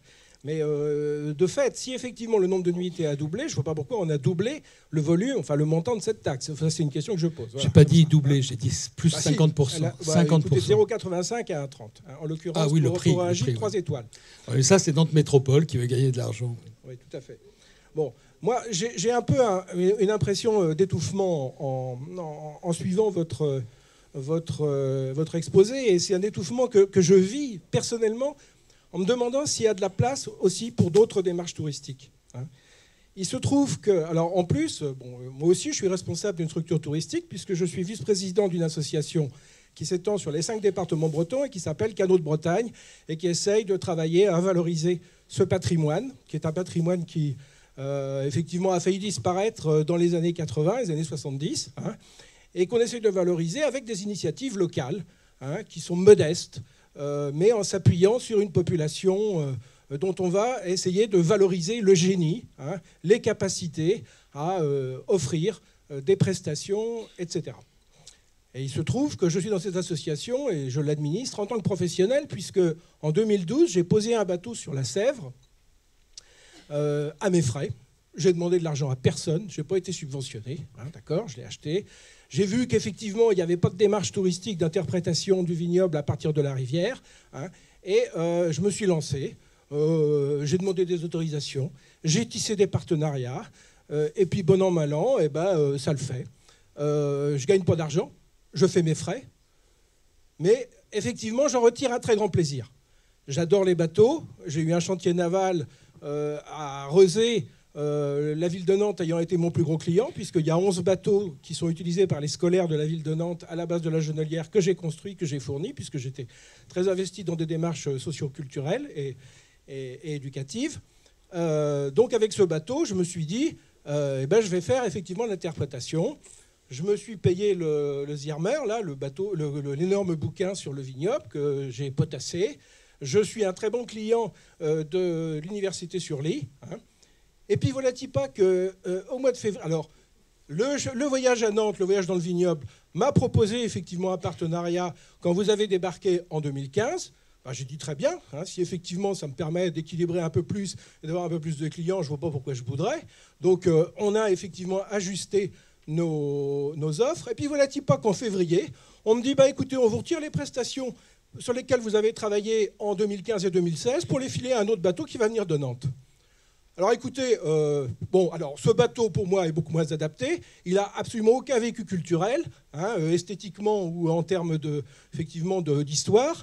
Et puis on m'a presque fait effectivement le reproche d'avoir un investissement culturel, c'est-à-dire de faire une conférence à bord. Hein, il ne fallait pas faire ça, il fallait faire de la navette, c'est-à-dire pratiquement prolonger les lignes de la TAN. Hein. Par ailleurs, le seul motif valable que l'on m'a donné pour introduire ce concurrent, hein, c'est que je n'utilisais pas les pontons mis à grands frais par le voyage à Nantes. Pourquoi je ne les utilise pas? Parce que d'abord, quand ils n'existaient pas, il a fallu que je me débrouille, et que j'ai trouvé que le patrimoine de génie civil légué par les anciens était parfaitement adapté à mon bateau. Et que je pense que dans une démarche culturelle et touristique, il faut toujours privilégier le patrimoine existant. D'accord ? Donc, alors en plus de ça, vos pontons, c'est marqué partout, interdit aux bateaux de plus de 7,50 m. Il se trouve que le mien fait 10 mètres et que celui du concurrent que vous m'avez mis, il fait 12 mètres. Donc effectivement, j'utiliserai les trucs pour lesquels vous m'avez mis un concurrent. J'aurai un incident au débarquement, eh bien je ne serai pas couvert par mes assurances. Donc je trouve qu'effectivement, vous avez une attitude étouffante. Il n'y a que vous. Le jour où vous prendrez votre retraite, où vous disparaîtrez, je ne sais pas ce que va devenir Nantes. Ça va être une catastrophe. Mais moi, je ne crois pas au personnage providentiel. Si effectivement, j'ai beaucoup d'investissements dans le canot de Bretagne, c'est parce qu'effectivement, nous, on compte sur le génie d'une population locale qui aime son patrimoine, qui sait le valoriser, qui a plein d'idées. Et je pense qu'aujourd'hui, il y a des enjeux sociaux très importants et que le tourisme, effectivement, aller faire venir des architectes qui viennent de toutes les parties du monde, ou des plasticiens, très bien, mais je crois que ça écrase un peu culturellement les gens. Ils se sentent un petit peu infériorisés, ils se disent « Oh là là, mais c'est génial !» Et eux, leur propre génie, leur capacité à faire des choses comme je l'ai fait en amenant ce bateau, hein, avec mes sous, en investissant culturellement, ça, c'est pas pris en compte par le voyage dans le vignoble, et je trouve ça extrêmement dommage. Là encore, moi, je ne vois pas en quoi c'est antinomique, c'est-à-dire vous pouvez faire le travail que vous faisiez... aller travailler ailleurs, oui, mais on m'a demandé de travailler ici. Que voulez-vous que je vous dise, moi, je ne me sens pas homme providentiel. Hein. Je sais bien que quand je partirai, quand je disparaîtrai, ça continuera, les choses continueront, parce qu'on a toujours besoin de projets, on a toujours besoin d'entreprises. Quand on est venu sur ce territoire, on a travaillé avec vous. Hein. On l'a fait. Bon, il se trouve que le travail que vous faites de commentaires sur le territoire est très bien. Et je pense que vous êtes le mieux à même de le faire. Oui, mais le problème qu'on a eu, c'est le bateau. Voilà, bon. Il est magnifique, il est 1936. Oui, bah oui. J'aurais pu le louer à Christopher Nolan pour le film Dunkerque, parce qu'effectivement, les gens qui vont au cinéma, ils voient exactement le même bateau. Oui. Alors que vous avez mis un coucou suisse ou un espèce de chalet savoyard, là, qui ressemble à rien, et qui n'a rien à voir avec les bateaux de tradition de la Loire. Mais on a dit qu'on restait dans des propos courtois. On va laisser M. Blaise répondre et puis ensuite faire tourner la parole. Je ne suis pas choqué, ce n'est pas un problème. Bon. Et je comprends que vous soyez en colère, il n'y a aucun problème. On a travaillé avec vous, on a essayé de travailler avec vous, vous nous avez planté 2 fois sur deux voyages de presse. Si vous voulez que je le dise, je le dis. 2. Non, une seule fois. Bon, c'est déjà pas mal. Bon. Non, c'est pas dramatique et c'est pour ça qu'on a continué à travailler avec vous après la première fois. Bon, donc, et je veux bien qu'on continue à travailler ensemble. Sauf qu'à certains moments, il faut qu'on se mette d'accord sur ce qu'on fait. Il n'y a aucun problème. mais je respecte votre travail quand il est bien fait. Hein. Ouais. Il y a un taux de satisfaction très important ici. Il y a des tas de gens qui sont venus sur mon bateau pour trouver qu'effectivement ce que je racontais est très très intéressant, que le bateau il est confortable et qu'effectivement il est parfaitement adapté à la rivière. Parce que c'est une rivière, je vous signale, qui est encaissée. Il y a des berges effectivement qui font 1 mètre, 1 mètre 50. Et que quand on est au rablot, sur un canot et tout, on ne voit pas le paysage qu'on voit sur un bateau qui a un point à 1 mètre 50. Je trouve qu'il est parfaitement adapté. Est-ce que vous pourriez nous parler de l'extension qui va aller jusqu'au Mont-Saint-Michel? Mais là encore, il y a une logique. Vraiment, mais je voudrais continuer à vous répondre, et puis je vous réponds, parce qu'il n'y a aucun mépris de ma part, mais vraiment aucun mépris. Bon. Ce serait bien d'ailleurs qu'on rediscute ensemble autour d'un café. Oui. Bon, on va le faire. Et puis je vous donnerai les raisons pour lesquelles... mais on continue à annoncer votre travail hein, sur notre site. Allez-y, vérifiez-le, on continue à l'annoncer. Ah ouais. Bon. Ok. Bon, tout ça est très relatif. Ces jugements sont très relatifs. Alors, l'exemple de la branche Nantes-Mont-Saint-Michel, en fait, on essaie d'être toujours logique, hein, d'avoir des stratégies qui tiennent debout, qui soient justes. Bon. Et on s'est aperçu, quand on va faire des conférences en Europe, dans certaines villes d'Europe, qui viennent maintenant hein, à Nantes, beaucoup d'Anglais, d'Espagnols, maintenant on commence à avoir des Italiens, des Allemands. Bon, sauf que quand on va plus loin que l'Europe limitrophe, Nantes n'est plus visible. Et donc il faut rester modeste, on ne voit plus notre ville. Bon. Et donc on s'est demandé quels étaient les points de repère, quels étaient les spots assez proches de nous, hein, relativement proches de nous, qui pouvaient être vus au Japon, en Chine, hein, parce qu'on va aller aussi chercher ces visiteurs-là. Bon. Et on a choisi le Mont-Saint-Michel, parce que le Mont-Saint-Michel, le monde entier connaît, bon. Et parce que ça nous permettait aussi de traverser la Bretagne. Et la Bretagne est aussi un territoire reconnu, hein, beaucoup plus que les Pays de la Loire, hein, qui comme région, comme territoire n'existe pas vraiment. Bon, voilà. Et donc on a décidé, avec nos amis rennais, avec Saint-Malo également, de créer un parcours qui irait de Nantes, pendant le voyage à Nantes, en passant par Saint-Nazaire, on n'oublie pas, on reste fidèle à nos amis, la Brière, et puis on remonterait la Bretagne en passant par Rennes et Saint-Malo et jusqu'au Mont-Saint-Michel. Alors, on va commencer à faire la communication de cette idée dès cet été. On va vendre un pass qui permettra d'entrer dans les musées de Nantes, d'entrer dans le nouveau palais des congrès de Rennes, dans lequel il va y avoir une exposition de la collection Pinault, une très très grande exposition, et puis d'entrer aussi dans l'abbaye du Mont-Saint-Michel. Bon. Mais tout ça, on va essayer de le faire aussi à notre manière, c'est-à-dire avec cette dimension artistique et culturelle. Par exemple, le Mont-Saint-Michel, quand vous y allez avant 17h, là, c'est des nuées de touristes qui sont là et qui vous empêchent d'aimer ce lieu, hein, qui devient une carte postale. Donc, là, on va l'aborder par les polders. C'est un lieu absolument magnifique. Quand vous vous baladez sur les polders jusqu'au Mont-Saint-Michel, c'est incroyable. Bon. Et arriver quand les touristes s'en vont. Pourtant, on fait du tourisme. Bon, voilà. Et puis ensuite, passer la nuit au Mont-Saint-Michel, voilà, et puis repartir ailleurs vers une autre destination le lendemain. Mais voilà, ce que nous faisons, c'est un bon exemple aussi. Ça s'appelle Traversée moderne d'un vieux pays. Et ce titre, qui était une baseline auparavant, dit tout de la façon dont on veut faire découvrir. C'est-à-dire que ce qui intéresse les touristes, c'est le vieux pays. C'est ce pays incroyable, chargé d'histoire, avec des monuments, avec des paysages formidables, mais le découvrir aussi d'une façon contemporaine, d'une façon moderne. Bon, c'est ça notre idée. Alors petit à petit, on va, avec les différentes régions qui viennent avec nous, hein, Bretagne, Pays de la Loire, Normandie, on n'a pas encore approché, bon, eh bien, réaliser des installations, des points de vue, là encore, pour réveiller ce patrimoine, réveiller ce territoire. Rien de plus. Ce qu'on essaie de faire, c'est stimuler un territoire, un pays qui ne nous a pas attendus pour exister, bien évidemment. Bon, ce n'est pas nous qui faisons l'intérêt du territoire. Ce n'est pas nous. Nous le réveillons. Nous le piquons. On pourrait dire ça. Nous l'excitons. pour que tout d'un coup, ils se remettent à vibrer, à se montrer de cette façon excitante aux gens, quoi. Voilà, c'est ça l'idée. Alors c'est le hasard, mais en fait je suis assise à côté du maire du Palais, et quand je vous écoute là, je pensais à l'histoire d'Héloïse et Abélard, et je me dis, il y a peut-être quelque chose à faire là, ou au moins à réveiller un peu comme vous dites là, parce que c'est quand même une histoire importante et qui nous vient de loin et qui est voilà. Je sais pas ce que vous en pensez. Pourquoi pas. Moi j'en pense que du bien. Il faut qu'on aille voir, les élus qui sont là peuvent témoigner de ce on va beaucoup sur le terrain. C'est-à-dire qu'on va repérer, on va écouter, et puis quelque chose va surgir. Peut-être qu'une idée va surgir autour de ça. Il ne faut pas qu'elle soit un cliché aussi. On essaie d'éviter les clichés, on essaie de faire en sorte que ce soit vraiment quelque chose qui parle aujourd'hui. L'histoire d'Héloïse et Abélard, ça peut être génial. Mais ça nous vient de loin. Enfin, là, je pense qu'on est au dehors du cliché, justement. Ah oui, non, mais je ne disais pas ça pour... C'est un patrimoine aussi, en fait. Non, mais je ne disais pas ça pour vous.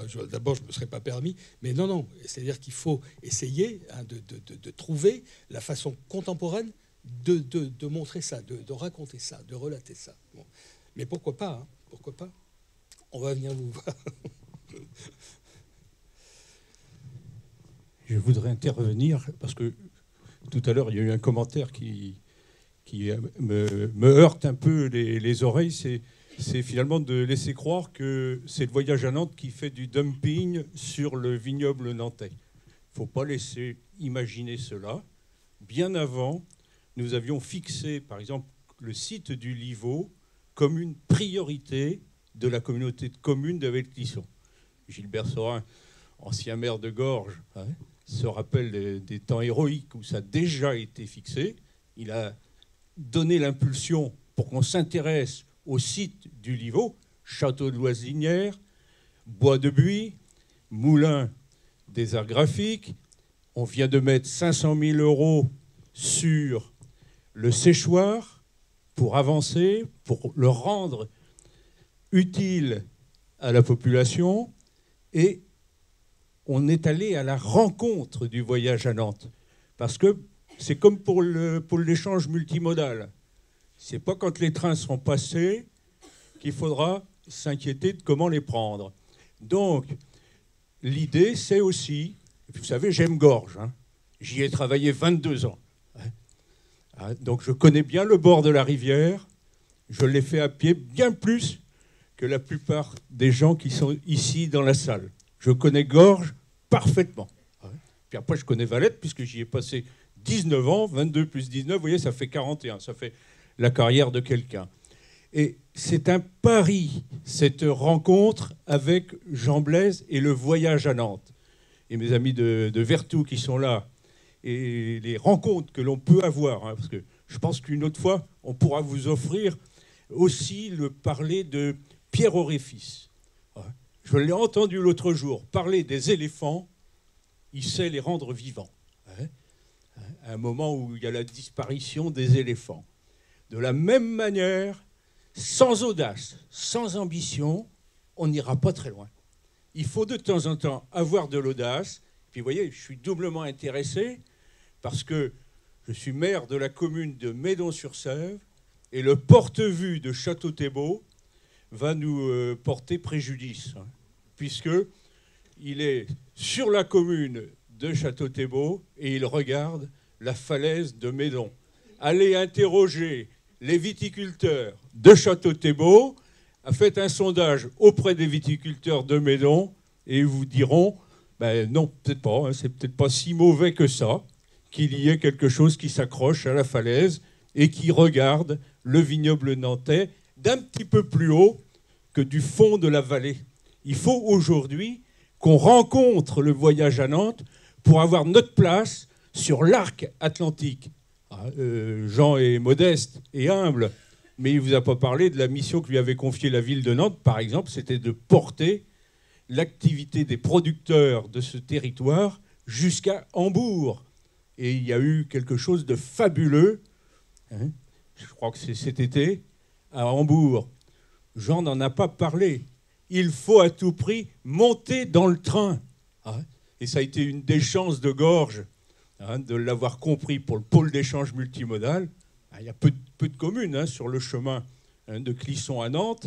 Il y a le Palais ensuite qui a bien compris aussi l'importance. Il y a la Foissière. Eh bien, si on veut prendre le train du tourisme et de la promotion du vignoble nantais, on ne peut pas se passer de faire quelques réalisations artistiques, patrimoniales, dans un site comme celui du Livau. Ce site est le choix qui a été fait par la communauté Sèvres-Maine-Aglo. Et c'est une décision prise par les élus. La municipalité de Gorges y est favorable. La communauté d'Aglo y met une partie de ses moyens. Et on a aussi le département et la région qui nous suivent dans cette direction. Donc, c'est une opération réfléchie par des élus qui ont une certaine légitimité, ou alors, il faudrait nous dire, de ne pas durer très longtemps. Parce que je suis quand même rendu à ma 28e année de mandat. L'intervention d'Emma Rivalin me va bien pour ce que j'ai à dire. C'est qu'en réalité, ce qui nous interroge, c'est la démarche, fondamentalement. C'est comment les acteurs du territoire sont les premiers associés pour réfléchir à ce qu'ils veulent faire de leur territoire. Jean Blaise, là, tout à l'heure, vous nous disiez le maire de Gorges va faire des réunions. Oui, trop tard. Hein. Moi, je suis habitant de la Foissière. J'ai lu le bulletin de l'Aglo, qui vient d'arriver il y a quelques jours. La décision est prise. Les habitants n'ont jamais été associés. Mais c'est une règle dans le vignoble. Il y a très peu de communes, Monnières depuis un petit moment, Saint-Fiacre aussi, mais la plupart des communes, il y a très peu de prise en compte des acteurs du territoire. Et donc, lorsqu'on vous dit qu'on se sent étouffé, eh bien, c'est effectivement parce que dans la réalité de notre quotidien, nous, habitants du territoire, nous sommes laissés pour compte. Je peux vous assurer, alors il y a une surprise, peut-être je me trompe, peut-être que la surprise serait sur la Foissière, une de plus. Une de plus. Les habitants de la Foissière ont découvert tout à fait par hasard les installations qui ont été faites, que moi je ne remets pas spécialement en cause, mais on a découvert ça par hasard. Les acteurs économiques, les restaurateurs de la Foissière n'ont jamais été associés. Et on fait venir effectivement des food trucks pendant tout l'été. Il y a un food truck tous les week-ends qui est là.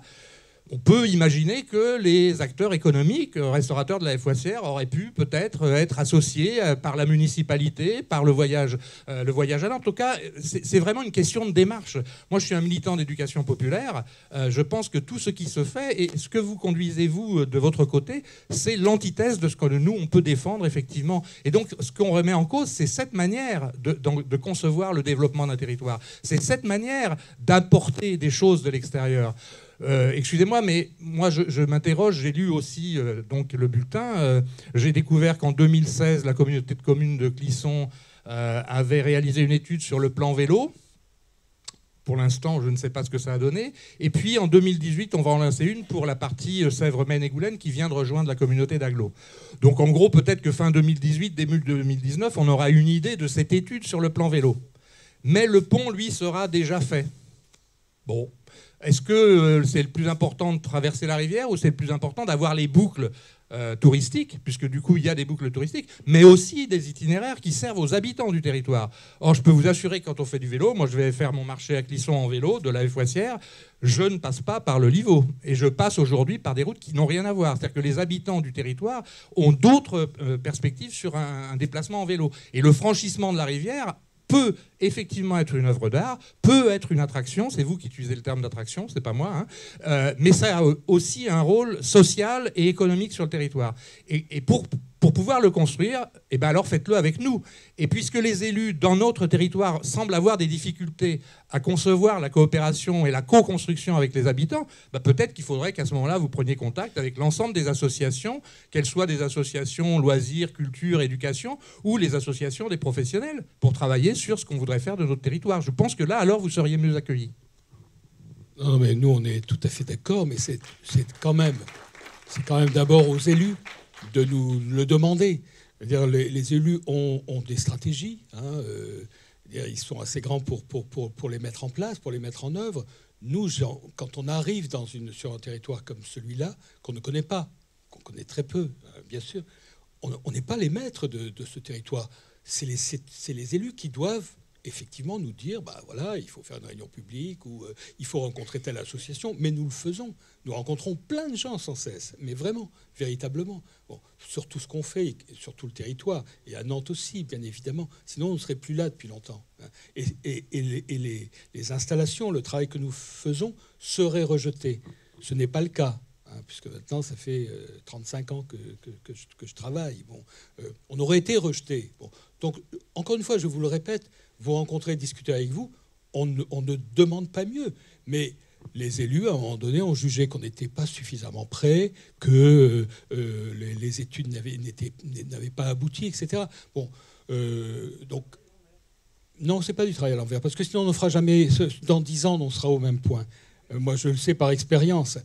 Si vous intervenez sur un territoire en demandant l'avis de tout le monde, en sortant, vous avez l'avis de tout le monde et vous rentrez chez vous complètement désespéré. Parce que...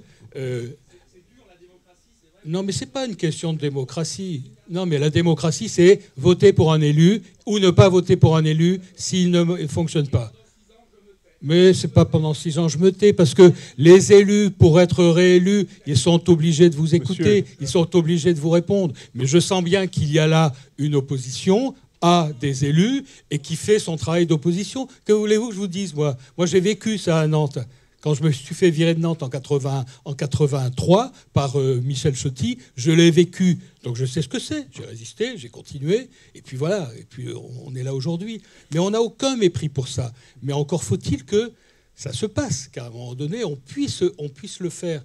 Mais attention, la démocratie participative, ça peut prendre 10-15 ans pour faire sortir un projet. Et d'ici là, c'est caduc.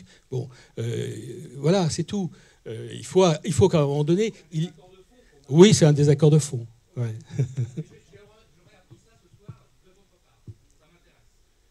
Non, mais on se connaît bien.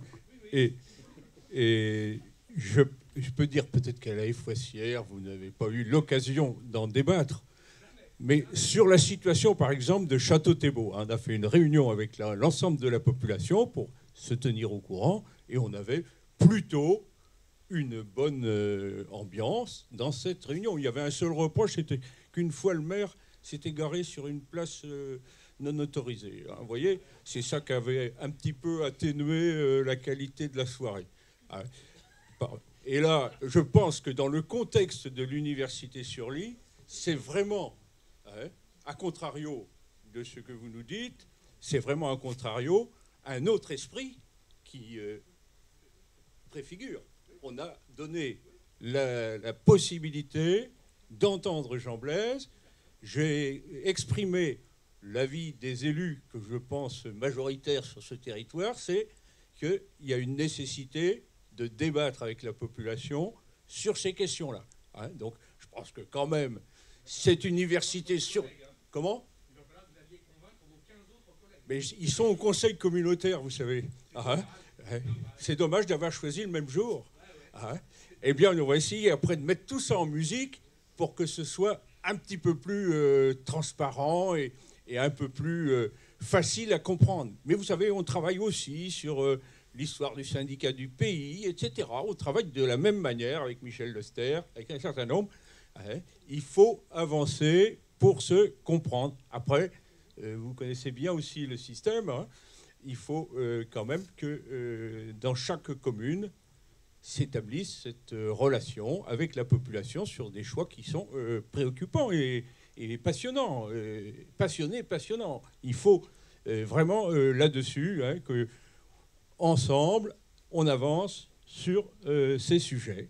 J'en suis tout à fait conscient, mais la 11e année, vous voyez, de l'université sur Lys, avec les thématiques que je vous soulevais tout à l'heure, tient bien la route, dans le sens où chaque année, il y a un ou deux sujets qui emportent le débat et la discussion. Après, tout à l'heure, il avait été dit qu'on a mis 2 millions d'euros, mais c'est 2 millions d'euros depuis la restauration du moulin, depuis l'aménagement du bois de buis, ensuite ce qui a été fait aussi pour les accès, qui ne sont pas faciles sur un coteau.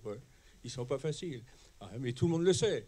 Et puis, c'est aujourd'hui sur cette belle œuvre d'art sur le territoire. Alors, je crois qu'on va conclure ici, hein, parce que...